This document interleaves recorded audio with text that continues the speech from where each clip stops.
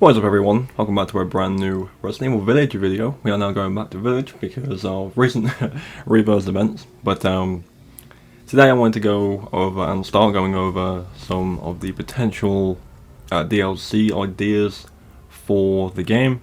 If you remember, E3, Capcom have said that Village DLC is on the way because of demand for it, and that's all we really know. There is a couple ideas that people want to see. But I've kind of sat and kind of thought about what would be really good for the game, and just kind of want to put them all together in a selection of videos that are going to be based around certain characters and stuff like that. So it's not going to be like one big video about all the DLCs, but more individual kind of points of the game that could kind of benefit from a DLC.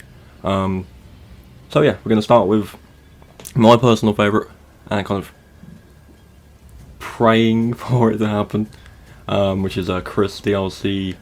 Mainly around him and his team throughout the game. I feel like that's kind of like a big kind of point they could add a lot of content into the game with.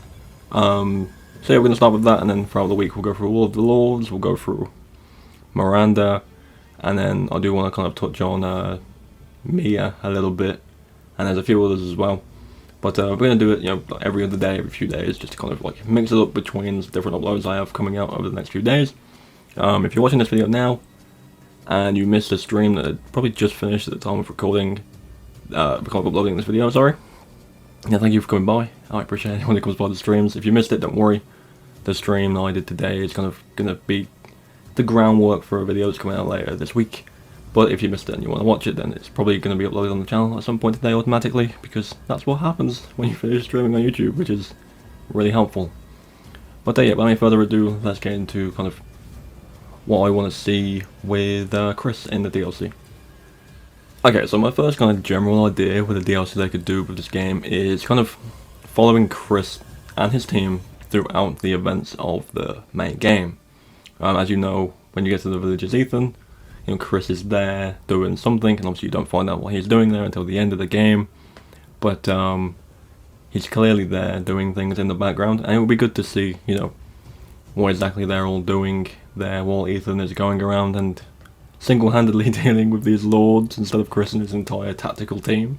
But it would be cool to see, maybe you play as Chris or one of the team going through the castle, or going through Donna's area after the after the events of Ethan being there. Maybe you go through the castle and it's all kind of like overrun by Lycans and stuff like that, because obviously all the daughters and Dimitrescu are dead. But it could be a breadcrumb type thing with Ethan. Obviously, you see the bit where Ethan meets up with Chris in the Moreau territory. So anything up to that point could be shown in game, and then obviously, you meet up with Chris again in the factory near the end of the game, and you can kind of play that bit and how he gets there and what he does there up to meeting Ethan. Something you would have to keep in mind with them kind of crossing over is a thing that is still weird to this day, and that is the fact that Capcom doesn't really show Ethan's face, and it's if you're in Chris's perspective and you see Ethan, then you're going to see him. So who knows what they'll do with that? But I think they really need to put some kind of importance onto the Chris's team throughout the DLC. I feel like most of the DLC they would have planned would not be things that would take place after the events of the game, purely because of how the game ended. It's not really,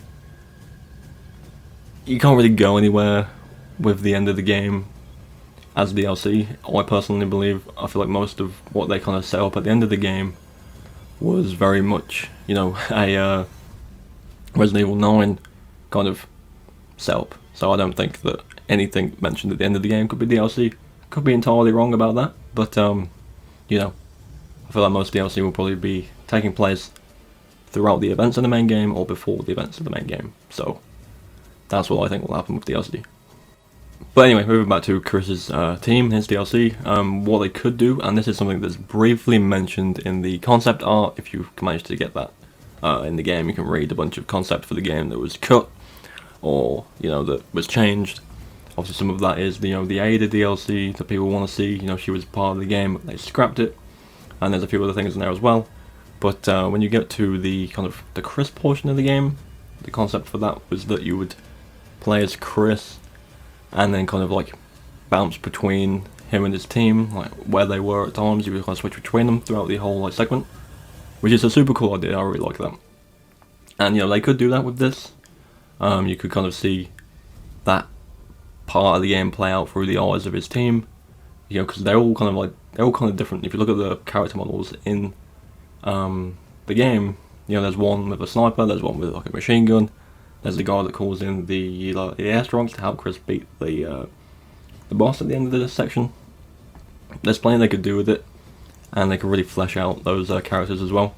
Because surely, if, for example, if the main storyline for RE9 is Chris going to BSAA headquarters in Europe, like you said at the end of the game, to kind of like find out what the hell's going on, then his team would surely play a big role in that as well.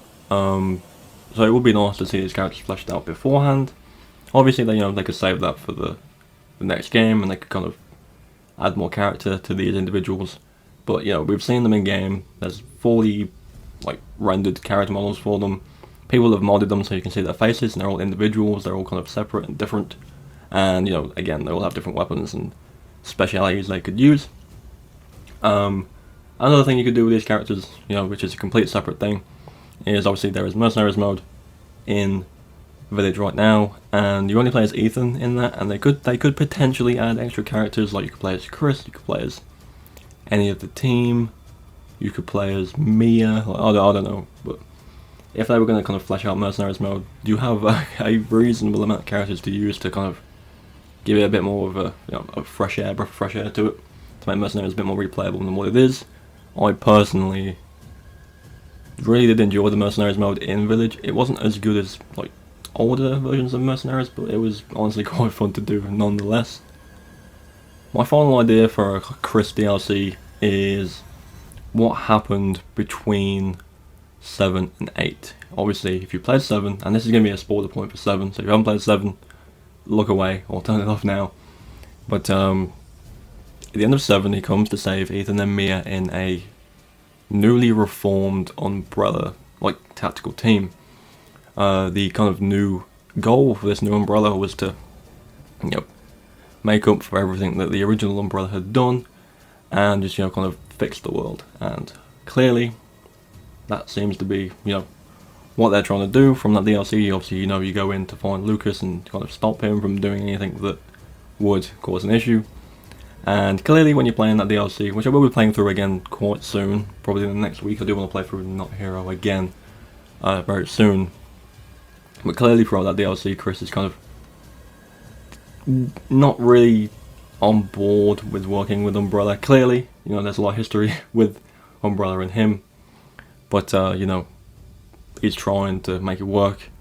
And then obviously you find out in Village that Chris and his team have gone rogue for whatever reason. Obviously the BSAA turns out to be like this corrupt organization now that are using bioweapons instead of people to deal with situations. You find that out at the end of Village, so Village spoiler there. But you could kind of add more detail to that, and kind of like why he went rogue and what happened with this new Umbrella, because it's not really mentioned in Village that much. You get mentioned the BSAA, but there's not really a mention of this new Umbrella, which is weird. You hear more about the old Umbrella than you do the new Umbrella in Village through like the lore with Spencer and stuff like that. So it'll be interesting to see what happened there. But they're my kind of like 3 ideas for Chris. Obviously, there's the first one, which was following him and his team throughout the events of the game, maybe following Ethan around and kind of dealing with the aftermath of what he's done. There is the Chris section, but more evolved, where you play as each of the team individually and kind of rotate between them. And then there's the before the events of Village 1, where you find out what happened with the the new Umbrella and why the BSAA are kind of up to no good now. Again, the BSAA ideas can be kind of left until the next game, but we'll have to see what they do, because I'm very glad they're making DLC for this game. And we'll be discussing all the potential points of DLC they could do over the next week or so. So make sure to look forward to that. But yeah, that's going to do it. That's going to be like my ideas for Chris and a DLC. If you have any different ideas as to what you could want to see or what you hope to see with the Chris DLC, do let me know. If my voice is really messed up in this video, I apologise. It's currently like 30 degrees outside and I am boiling hot in this room. But, you know, either way, I just wanted to, you know, make these videos regardless because, you know, uploading every day is kind of my thing. And, you know, streams every weekend as well. So if you're new around here, be sure to, you know, subscribe, leave likes, leave comments. I answer every comment I get. And, you know, we upload every day, stream every weekend. All Resident Evil related for the most part.